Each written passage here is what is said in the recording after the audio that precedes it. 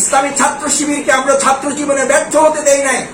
বৃহত্তর জীবনে এসে ইসলামী ছাত্র শিবির আমার দিকে আঙুল তুলে কেউ ছাত্র শিবিরকে ব্যর্থ প্রমাণ করতে চাইবে, এটি হতে পারে না, প্রশ্নই ওঠে না। বাংলাদেশ ইসলামী ছাত্র শিবির প্রতিষ্ঠিত হয়েছিল কেন?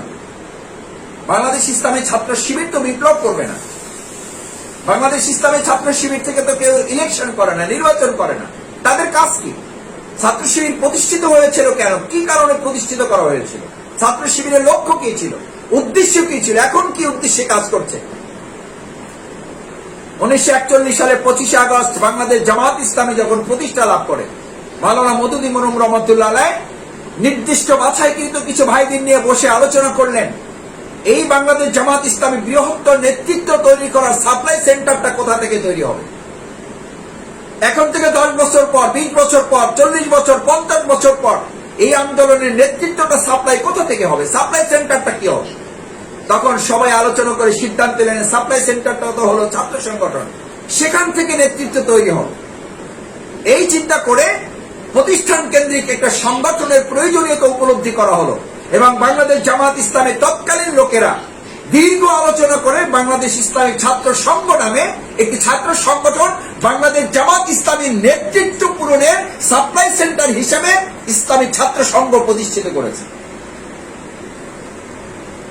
বিষয়টি যদি পরিষ্কার হয়ে থাকে তাহলে আমি আপনাদের কাছে বিনয়ের সাথে অনুরোধ করতে চাই, ছাত্র শিবির থেকে আসা ভাইয়েরা, ছাত্র সংঘ থেকে আসা সেই সময়ের ভাইয়েরা, আমরা তো শুধু কর্মী সাপ্লাই দেওয়ার জন্য আমাদেরকে তৈরি করা হয় নাই। কর্মপদ্ধতি তো আমাদের নামই দেওয়া হয়েছিল আমরা অভিজ্ঞ চিকিৎসকের ভূমিকা পালন করব। স্পেশালিস্ট, শুধু মেডিকেল অফিসার না, আপনি সাধারণ কর্মী না, আপনি কর্মী হিসেবে জামাত ইসলামীতে কাজ করার জন্য আপনাকে ছাত্র শিবির তৈরি করে নাই। এই লক্ষ্য নিয়ে ছাত্র শিবির তৈরি হয় নাই। তাহলে ছাত্র শিবিরের লক্ষ্য উদ্দেশ্য ব্যর্থ। যে আমার কারণে ব্যর্থ, আপনার ভূমিকার কারণে ছাত্র শিবিরের লক্ষ্য উদ্দেশ্য ব্যর্থ হতে বাধ্য। কারণ ছাত্র শিবিরকে তৈরি করা হয়েছিল জামাত ইসলামীর নেতৃত্ব সাপ্লাই সেন্টার হিসাবে। আপনি ওয়ার্ড সভাপতি থাকবেন সেজন্য না, আপনি ইউনিট সভাপতি থাকবেন 5 বছর ধরে সেজন্য না, আপনি সহযোগী ছিলেন, কর্মী ছিলেন, আছেন, মুমিনের এক কথা, ইমানদারের এক কথা, কর্মী ছিলাম, আসি, মাসুদ ভাই থাকবো ইনশাআল্লাহ। আমার রাজশাহী ইউনিভার্সিটির এক কর্মী ছিল, মাসুদ ভাই কর্মী থেকে যদি সাথী হয়ে যায় একজন কর্মী ঘাটতে হবে না? বলেন, এটা কি হতে দেওয়া যায়? একজন কর্মী ঘাটতে এটা মেনে নেওয়া যায়? অসম্ভব, এটা হইতেই পারে না। বললাম সর্বনাশ, আপনার তো বিরাট যুক্তি, কঠিন যুক্তি আপনার, আপনি কর্মী ঘাটতি মেনে নিতে পারেন না, সেই জন্য আপনি সাথী হচ্ছেন না। ঠিক একইভাবে একজন সাথী বলতেছে, মাসুদ ভাই আমি সাথী থেকে সদস্য হয়ে গেলে একজন সাথী ঘাটতি হবে। কি অদ্ভুত যুক্তি তার, কি মারাত্মক বুদ্ধিমত্তার পরিচয় দিয়েছেন তিনি। অথচ ইসলামী ছাত্র শিবির প্রতিষ্ঠা করা হয়েছিল এই লক্ষ্য নিয়ে যে ইসলামী ছাত্র শিবির থেকে কর্মী সাপ্লাই হবে না, ইসলামী ছাত্র শিবির থেকে জনশক্তি সাপ্লাই হবে না, নেতৃত্ব সাপ্লাই হবে।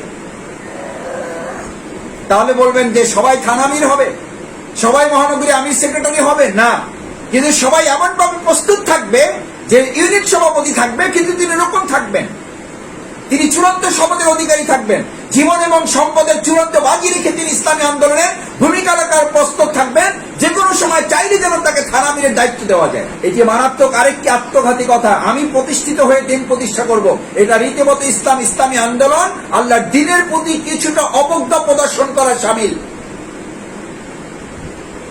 অথচ এই কথাটা কিন্তু আমরা হরহামেশা বলে বেড়াই, প্রায় বলে থাকি, মাসুদ ভাই, বাড়ি ভাই, সোহেল ভাই, হেলাল ভাই, বুলবুল ভাই, আমাকে একটু প্রতিষ্ঠিত হতে দেন। আপনি প্রতিষ্ঠিত হয়ে ইসলাম প্রতিষ্ঠা করবেন, ইসলাম আপনার কাছে এত ঠেকা পড়ে নাই। মাস্টার্স পাস করেছি কিছু করে চাকরি করে খাওয়ার জন্য না, পিএইচডি ডিগ্রি করেছি এটার জন্য না যে মানুষ আমাকে সম্মান দিবে, এটা করেছি ইসলামী আন্দোলনের জন্য। কেউ যেন আমাকে কটাক্ষ করতে না পারে, আমাকে যেন হ্যাঁ প্রতিপন্ন করতে না পারে, আমাকে যেন ছোট করতে না পারে, দিন প্রতিষ্ঠার কাজ যেন মাথা উঁচু করে করতে পারে, বাতিলের মোকাবেলার জন্য আমাকে কেউ বুদ্ধিভিত্তিক কাজে যেন আমাকে হারিয়ে দিতে না পারে। আমি প্রতিষ্ঠিত হয়ে দিন প্রতিষ্ঠা করবো, আপনার কাছে ইসলামে এত টাকা পড়ে নাই। বরং ইসলাম আপনাকে উল্টো বলছে, দিন প্রতিষ্ঠা করো, আল্লাহ তাআলা দুনিয়াতে তোমাকে বোনাস হিসাবে প্রতিষ্ঠিত করে দেবেন। আপনি ভাবছেন মাসুদ ভাই এটা কোথায় পাইছেন? বাংলা সাহিত্যে? আপনি বাংলার ছাত্র, উপন্যাস থেকে বলছেন? না, উপন্যাস থেকে বলছি না, এটা মহাগ্রন্থ আল কোরআন থেকে বলছি। فأما من أعطى واتقى وصدق بالحسنى فسنيسره لليسرى। আল্লাহ দিন প্রতিষ্ঠার জন্য নিজেকে নিবেদিত করো। আমাকেই শুধু ভয় করো, রিজিককে ভয় করো না, চাকরিকে ভয় করো না। ওয়াসাদ্দাকা বিল হুসনা, আর আমার এই নীতিমালাকে যথার্থভাবে বিশ্বাস করো, এটাকে ধারণ করো। ফাসানুয়াসসিরহু লিল ইউসরা, গোটা দুনিয়াটা আমি তোমার জন্য সহজ করে দেবো। ওয়া আম্মা মান বাখিলা, আর যদি এই ক্ষেত্রে কৃপণতা করো, নিজের মতো করে জীবন পরিচালনা করো, সময় দিবা না, পরিশ্রমের কোরবানি করবা না, সময়ের কোরবানি করবা না, মতের কোরবানি করবা না, কার্পণ্য করবা, কৃপণতা করবা, অর্থের কোরবানি করবা না, অস্তাক না, এটা তোমার বাড়াবাড়ি, এটা তোমার সীমা লঙ্ঘন, এটা তোমার লাগামহীনতা। ওয়াকাজ্জাবা বিল হুসনা, এবং আমার নীতিমালাকে রীতিমতো অস্বীকার করা, আর তার পরিণতি হচ্ছে ফাসানুয়াসসিরহু লিল উসরা, গোটা জীবনটা আমি তোমার জন্য কঠিন থেকে আরো কঠিন করে দেব। যে ব্যস্ততার মধ্যে এই ব্যস্ততা আরো তোমাকে গভীরে তলিয়ে দেব, ব্যস্ততার গভীরে তুমি হাবুডুবু খেতে বাধ্য থাকবে, ব্যস্ততা থেকে তুমি আর সেখান থেকে বেরোতে পারবে না। আত্মপ্রতিষ্ঠা করে দিন প্রতিষ্ঠা নয়, বরং দিন প্রতিষ্ঠা করে আপনি আপনার জীবন প্রতিষ্ঠার জন্য আল্লাহর সাহায্য পাওয়ার উপযুক্ত হওয়া। আপনি প্রতিষ্ঠিত হয়ে দিন প্রতিষ্ঠার সময় আপনার জীবনে কোনো কালে আসে নাই, আসবে না, আসতে পারে না, অসম্ভব। সেজন্য স্লোগানটা চেঞ্জ করতে হবে আমাদের। আপনি প্রতিষ্ঠিত হয়ে দিন প্রতিষ্ঠা নয়, বরং দিন প্রতিষ্ঠা করতে করতে আপনি প্রতিষ্ঠিত হওয়ার চেষ্টা করলে আল্লাহ তাআলা বরকত দিবেন, আপনার জন্য সহজ করে দেবেন, না হলে আরো জীবনটা কঠিন থেকে কঠিনতর করে দেবেন, ব্যস্ততা দিয়ে দুই হাত পরিপূর্ণ করে দেবেন, অভাব জীবনে দূর হবে না। হাদিসে কুদসির বর্ণনা, ইয়া বানি আদম, আমি বনি আদমকে সৃষ্টি করে তার সাথে ব্যস্ততাও দিয়েছি, এই ব্যস্ততা থেকে মুক্ত হয়েছে, দিন কায়েমের আন্দোলনে নিজেকে শামিল করবে, আমি তাকে দুটো পুরস্কার দেব। প্রথম, নাম্বার 1, তার হৃদয়টা অন্তরটা প্রশান্তি দিয়ে ভরে দেব। 2, আমি 2 নম্বর তাকে পুরস্কারটা দেব, অভাব তার ধারে কাছেও ঘেঁষতে পারবে না, অভাব তার ধারে কাছেও ঘেঁষতে পারবে না, অন্তরটা প্রশান্তি দিয়ে ভরে দেব। আর কি চান? গোটা পৃথিবী তো প্রশান্তির জন্য ছুটে বেড়াচ্ছে, প্রতিযোগিতা করছে, কম্পিটিশনে ব্যস্ত, আপনি আমি পাগল পারা প্রশান্তির জন্য একটু, আর আল্লাহ তাআলা সেটা দিয়ে দেবেন যদি ব্যস্ততা নামক এই জায়গা থেকে আপনি সরে গিয়ে আল্লাহ দিন প্রতিষ্ঠার কাজে নিজেকে আত্মনিয়োগ করতে পারেন। আর যদি তা না করি আমি, আল্লাহ তাআলা এবার বলেন তাকে দুটো শাস্তি দেব, একটা পুরস্কার আর একটা তিরস্কার। পুরস্কারটা হচ্ছে তার অন্তরটা প্রশান্তিতে ভরে দেবেন, আর তার জীবনে অভাব ধারে কাছে ঘেঁষতে পারবে না।